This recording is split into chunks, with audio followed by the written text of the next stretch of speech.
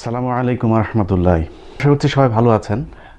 প্রসঙ্গ এই মুহূর্তে মামুনুল হক, যিনি বাংলাদেশের সবচাইতে আলোচিত একজন ব্যক্তি।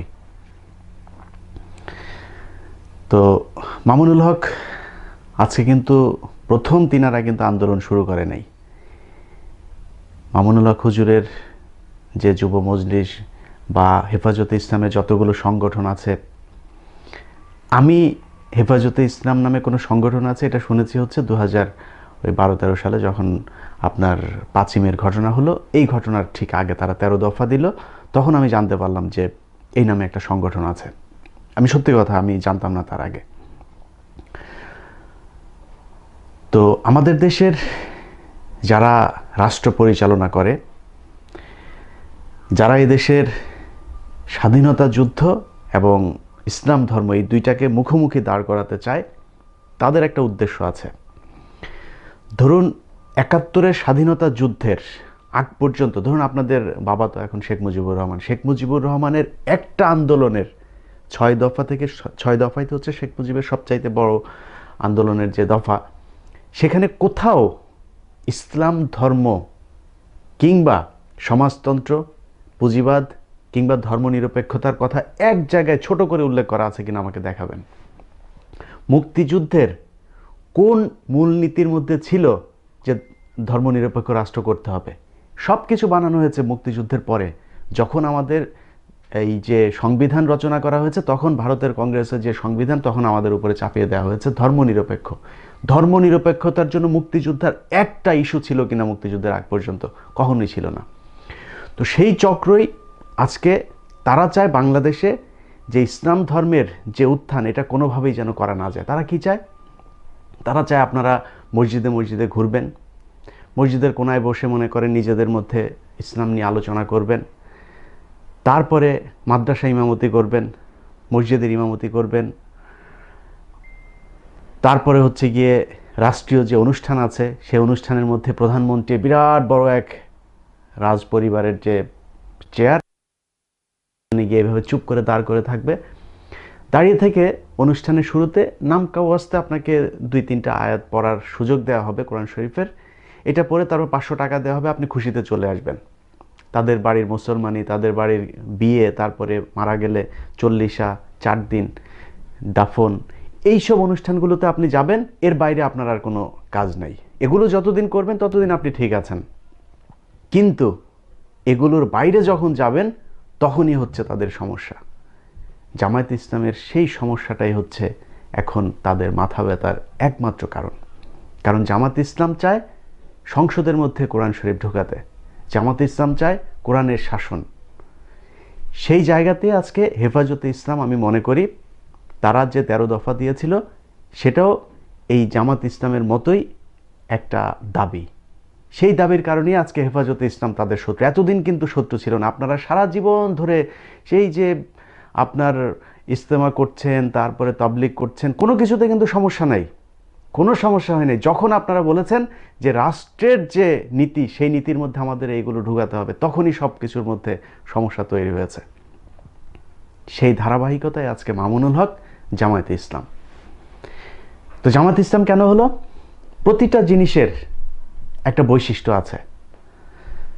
ধরুন আফ্রিকার মানুষের একটা বৈশিষ্ট্য আছে, তারা দেখতে কালো, চুলগুলো কোঁকড়ানো হয়। এশিয়ার মানুষ আমাদের মতো যারা আমরা শ্যামবর্ণের আছি, আমাদের এখানকার আমেরিকা ইউরোপের মানুষ হবে সাদা, এরকম বৈশিষ্ট্য থাকে।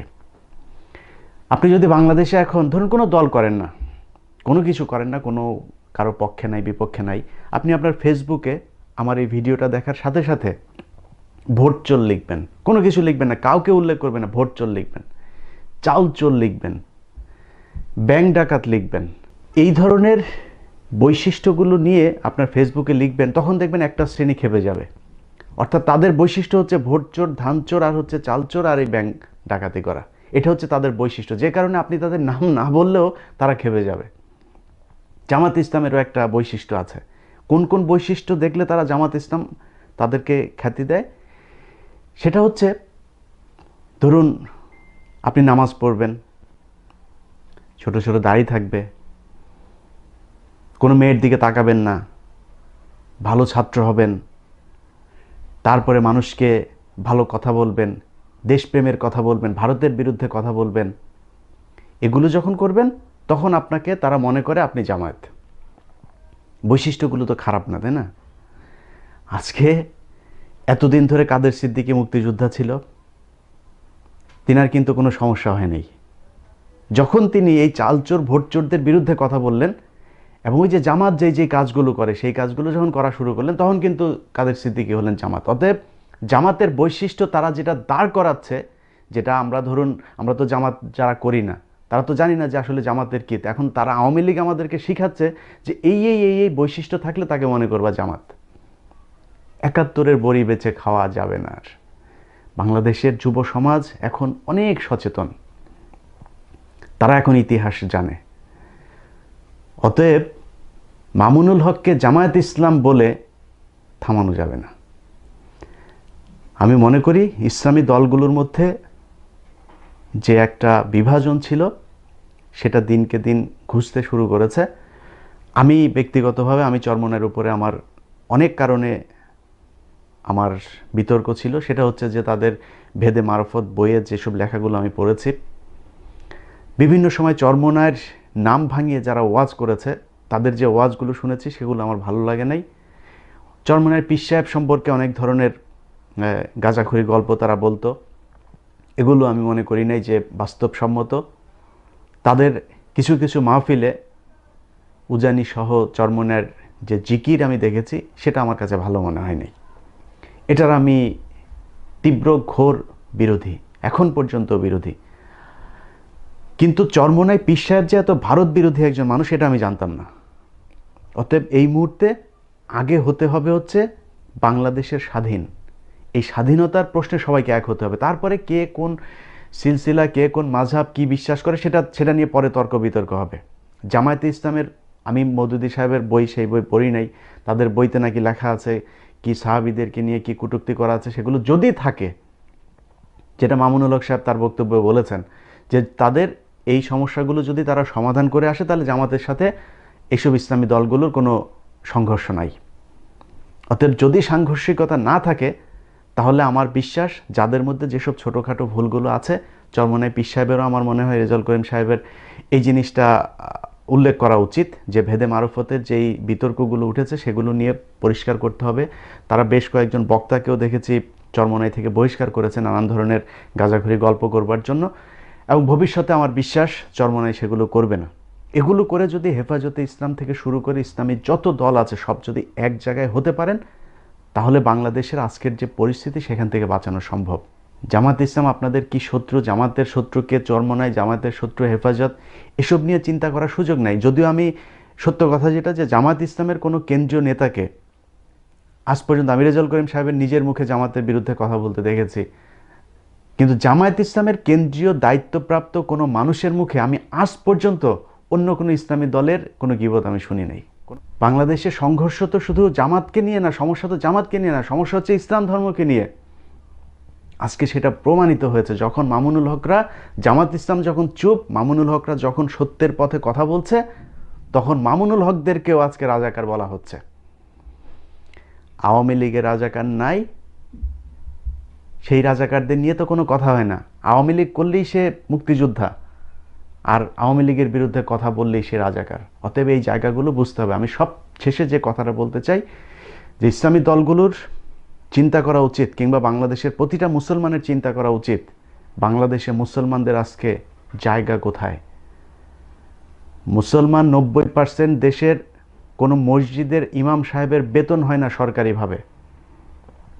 আপনি আমেরিকায় যান, সেখানে যেসব চার্জগুলো আছে সেখানে সেই ব্যয় কারা বহন করে? ওই এলাকার টাকা পয়সা তুলে তারপরে বেতন দেয় না, সরকারিভাবে সেগুলো বহন করা হয়। আজকে বাংলাদেশের অবস্থা দেখুন, চোর বাটপার সব ঘুষখোর সুদখোরদের কাছ থেকে বেতন নিয়ে তারপরে তাদের দিকে ইমাম সাহেবকে তাকিয়ে থাকতে হয়। যেই কারণে আজকে খুতবা দিতে গেলেও আওয়ামী লীগের কথা শুনে তারপর খুতবা দেওয়া লাগে। যদি বের হয়ে আসতে চান, মাদ্রাসা যারা পড়াশোনা করেন, আমি মনে করি তাদের বাংলাদেশে যদি নাকি বেঁচে থাকার যে স্বাধীনতা সেটা যদি থাকতে হয়, রাখতে হয়, তাহলে আপনাদেরকে জেগে উঠতে হবে। আজকে যান, কওমি জননী আপনাদেরকে কওমি সনদ দিয়েছে, কি করবেন সেই সনদ দিয়ে? সেনাবাহিনী, পুলিশ, বিজিবি, কোথাও মাদ্রাসা ব্যাকগ্রাউন্ডে, সেটা দাখিল পাস হোক আর আপনার দাওরা হাদিস পাস হোক, যাই হোক, সেখানে কোনো চাকরি দেবে না। আপনি যদি নাকি খালি মাদ্রাসা ব্যাকগ্রাউন্ড থাকে, পুলিশ, সেনাবাহিনী, বিজেপি, আমাকে বলেন গত 6 বছরের মধ্যে একজন মাদ্রাসা ব্যাকগ্রাউন্ড, আমার এই ভিডিওতে কমেন্ট করবেন, একজন মাদ্রাসা ব্যাকগ্রাউন্ডের মানুষ চাকরি পেয়েছেন। তো চাকরি দিচ্ছে না তো। আরে ভাই, পুলিশে তো আমার বিজ্ঞানী দরকার নাই, পুলিশে মানুষ দরকার, ভালো মানুষ। অতএব পুলিশের আমি মনে করি 100% মানুষকে মাদ্রাসা থেকে আনা দরকার। কারণ নৈতিকতা দরকার পুলিশের। পুলিশের নৈতিকতা বোধ নেই বলেই আজকে তারা তাদের যে পোশাক, এই পোশাকটাকে দেখলেই মানুষ থুতু ফেলে। আপনি একটা এলাকায় যান, আওয়ামী লীগের একজন মানুষের চরিত্র দেখবেন, ছাত্রলীগ, যুবলীগের চরিত্র দেখবেন, একটা শিবিরের ছেলের চরিত্র দেখবেন, তার চলাফেরা, তার কথাবার্তা, তার পড়াশোনা, তার ধর্মীয় জ্ঞান, সব দিক থেকে আপনি একটু কম্পেয়ার করবেন দুইটা মানুষের মধ্যে। আপনি ভালো মেয়ে খুঁজছেন বিয়ে করার জন্য, যদি জানেন যে একটা মেয়ে ইসলামী ছাত্রী সংস্থা করে, শুধু করেই না, সমর্থক করলেই চলবে না, সে কোনো পদে আছে এবং খুবই ঘোরভাবে সেখানে সময় দেয়, তাকে চোখ বন্ধ করে বিয়ে করতে পারেন, চোখ বন্ধ করে তাকে বিয়ে করতে পারেন। আমি আমার নিজের পরিচিত একজনের কথা বলছি, সে বিবাহিত। তো যে কারণে হোক তার স্ত্রীর সাথে তার সমস্যা হয়েছে এবং তাদের মধ্যে সেপারেশন হয়েছে। এরপর ইসলামী ছাত্রী সংস্থার এক মেয়ের সাথে তার পরিচয় হয় এবং সেই মেয়ের প্রতিটা কথা এত সুন্দর করে ইসলামী জ্ঞান তার মধ্যে ধারণ করে, এটা কল্পনাও করা যাবে না। আমি সেই কথাগুলো শুনেছি, তার মধ্যে সবচাইতে ভালো লেগেছে সেই মেয়েকে পুলিশ আটক করেছিল। পুলিশ আটক করার পরে তার যখন কিনা পুলিশ তাকে নিয়ে যায়, এরপরে সে লিফলেট বিতরণের সময় তাকে আটক করে এবং সে নাকি পুলিশের সামনে বসে সে ভাবছিল যে আল্লাহর জন্যই তো সে ধরা পড়েছে, যদি তাকে কোনো খারাপ কিছু করে। সে শুধু দোয়া করছিল আল্লাহর কাছে যে আল্লাহ আমাকে মারলেও আমার কোনো সমস্যা নেই, কিন্তু আমার যাতে আমার ইজ্জত যেন নষ্ট না হয়, আমার সম্মান যেন ঠিক থাকে, এটাই তোমার কাছে দোয়া। এবং সে আল্লাহর যে আয়াতগুলো আপনার বিতরণ করছিল, সে আয়াতগুলো সে বারবার মনে করছিল। একজন মানুষের ইমানের আসলে কতটা শক্তি থাকলে এটা করা যায়। যাই হোক, তারা গত ফেব্রুয়ারিতে বিয়ে করেছে, দোয়া করবেন যাতে তারা সুখে থাকে। তো এটা হচ্ছে ছাত্রী সংস্থা, ছাত্র শিবির, তাদের বৈশিষ্ট্য আমরা দেখছি। এখন তাদের ভেতরে হয়তো অনেকে মনে করতে পারে যে তারা আসলে এরকম ভালো ভালো কথা বলে তারপরে তারা ক্ষমতায় যাওয়ার চেষ্টা করছে, ক্ষমতায় গিয়ে তারপরে খারাপ করছে। তো ক্ষমতায় তো গিয়েছে, আমরা দেখেছি। তো ক্ষমতায় যাওয়ার পরে কী হবে, লুটপাট করবে। তো সেই লুটপাটও করেছে কিনা সেটাও কিন্তু আমরা দেখেছি, যে শিল্প মন্ত্রণালয়, কৃষি মন্ত্রণালয়, সমাজ কল্যাণ মন্ত্রণালয়, এগুলো কিন্তু জামাতের লোকজন চালিয়েছে। তো তারা চালিয়ে কি দেখেছে, যে 1/11 এসেছে, 1/11-এ তাদের বিরুদ্ধে একমাত্র কোনো লুটপাটের কোনো পায়নি, কোনো ক্লু পায়নি, তারা কোনো দুর্নীতি করে নাই। তো এখন 71-এর মুক্তিযুদ্ধের যে বিষয় নিয়ে আজকে জামাত ইসলামকে একদম ইসলাম ধর্মই তাদের ঘাড়ে চাপিয়ে দেওয়া হয়েছে, সেই জায়গা খুব পরিষ্কার। এখন যদি এই মুহূর্তে কেউ যদি মেয়াদ উত্তীর্ণ গাঁজা না খায়, তাহলে তো পাকিস্তানের সাথে বাংলাদেশের আবার ফের আপনার একটা কোয়ালিশন, এটা তো সম্ভব না। মনে করেন যে কেউ চায়, মনে করেন আমি চাই, আমরা চাই, কেউ কেউ চায়, মনে করেন চায়, সম্ভব সেটা কোনো দিনও, কখনোই সম্ভব না। কিন্তু এটাকে নিয়ে তারা একটা রাজনীতি করতে চায়। কেন চায়? তাদের যে আদর্শগত পুঁজি তাদের রাজনীতিতে নাই, এখন এইটাই তারা পুঁজি হিসাবে তৈরি করেছে। আরেকটা কারণ আছে, যে ভারতের প্রতি তাদের যে ভালোবাসা, যেটা ভারতে এখন ভারতের মুসলমানদেরকে বলা হয় পাকিস্তান চলে যেতে, একই স্লোগান এখন বাংলাদেশে আওয়ামী লীগ দিচ্ছে। কেন দিচ্ছে? কারণ ওই যে যুদ্ধের সময় যারা সীমান্তের ওই পারে ছিল, তাদের জন্ম হয়েছে ওইখানে তখন। তো তাদের এই যে রক্তের একটা টান, কারণ বাবা তো তখন মুক্তিযুদ্ধে ছিল, মা ছিল ওইখানে, তো ওই জায়গায় আপনার বাচ্চা হলো। তো এবার বুঝুন যে ঘটনাটা কি। তো হিসাব মিলালে তাদের ওই রক্তের টান রয়ে গেছে, যেই কারণে ভারত যাই করুক, এই যে এত লুটপাট করছে, এত অত্যাচার করছে, সীমান্তে মানুষ মারছে, আমাদের দেশের রাজনীতি, অর্থনীতি, সংস্কৃতি সব কিছু ধ্বংস করে দিচ্ছে, কোনো সমস্যা নাই তাদের। এটা হচ্ছে রক্তের টান। আরেকটা জিনিস ঠিক রাখতে হবে, সেটা হচ্ছে যে বর্তমান সময়ে আপনারা যে আন্দোলন করছেন, এই আন্দোলনকে বানচাল করার জন্য হিন্দুদের মন্দিরগুলোতে হামলা হতে পারে, ভাঙচুর হতে পারে। হিন্দু ভাইদের সাথে আমি ব্যক্তিগতভাবেও যে হিন্দুদেরকে যে একেবারে একপাক্ষিকভাবে ভারতীয় দালালদেরকে এনে বসানো হচ্ছে, সেটা আমি ঘোর বিরোধী। কিন্তু আমি ব্যক্তিগতভাবে অত্যন্ত অসাম্প্রদায়িক একজন মানুষ, এবং বাংলাদেশে হিন্দু মুসলিম একসাথে সম্প্রীতি বজায় রেখে থাকবে, এটা আমি চাই। যে কারণে হিন্দুদের মন্দিরের কোনো মূর্তি নিয়ে আমাদের কোনো সমস্যা নাই। যারা ইসলামী দলের লোকজন আছে তাদেরও কোনো সমস্যা নাই, সেটা পাহারা দেওয়ার দায়িত্ব আমাদের। কিন্তু মূর্তি আমাদের মুসলমানদের মুসলিম নাম ভাঙিয়ে তারপরে মূর্তি এনে দাঁড় করাবে, এটা করতে দেওয়া যাবে না। সমস্যাটা হচ্ছে সেটা। তো আমি হিন্দু ভাইদের প্রতি অনুরোধ থাকবে, যারা আসলেই সম্প্রীতি বজায় রাখতে চান, আপনারা এই জিনিসগুলো একটু খেয়াল রাখবেন, এবং ওইখানে যারা মুসলমান আছেন সজাগ থাকবেন, যাতে হিন্দুদের কোনো মন্দিরে যেন কেউ হামলা করতে না পারে। সেই সুযোগ সন্ধানীরা এটা করে তারপরে একটা দাঙ্গা বাঁধাবে, দাঙ্গা বাঁধায় তারপরে ভারত থেকে সেনাবাহিনী ঢুকাবে বাংলাদেশে। কারণ তাদের তো এখন বাংলাদেশের সেনাবাহিনী, বাংলাদেশের পুলিশ, বাংলাদেশের মানুষ, তাদের উপরে কোনো আস্থা নাই। তাদের আস্থা এখন সীমান্তের ওই পারে। সেটা যাতে করতে না পারে। সবাই ভালো থাকবেন। আল্লাহ হাফেজ।